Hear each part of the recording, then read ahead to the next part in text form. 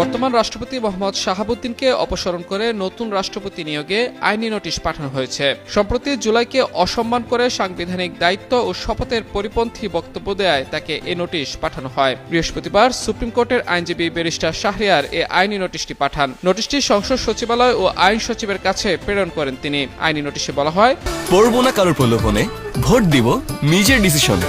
Clear up হাতে হয়ে যাও ফুরফুরে ভোটার। জুলাইকে অসম্মান করে সাম্প্রতিক বক্তব্য দেয় শপথ ভেঙেছেন রাষ্ট্রপতি মোহাম্মদ শাহাবুদ্দিন। আর তাই তাকে অপসারণ করে নতুন রাষ্ট্রপতি নিয়োগ দিয়ে ত্রয়োদশ সংসদের প্রথম অধিবেশন উদ্বোধন করাতে সংসদ সচিবালয় ও আইন সচিবকে আইনি নোটিশ পাঠিয়েছেন আইনজীবী ব্যারিস্টার শাহরিয়ার। নোটিশে আরও উল্লেখ করা হয়, 24 ঘন্টার মধ্যে এ বিষয়ে প্রয়োজনীয় ব্যবস্থা গ্রহণ করা না হলে আইন অনুযায়ী পরবর্তী পদক্ষেপ নেওয়া হবে। এর আগে দেশের একটি সংবাদ মাধ্যমকে রাষ্ট্রপতির সাক্ষাৎকার দেয়াকে কেন্দ্র করে উত্তেজনা ছড়িয়ে পড়ে। ওই সাক্ষাৎকারে জুলাইকে অপমান করা হয়েছে আখ্যা দিয়ে মোহাম্মদ শাহাবুদ্দিনকে অভিশংসন ও নতুন রাষ্ট্রপতি নিয়োগের দাবি জানান এনসিপির আহ্বায়ক নাহিদ ইসলাম।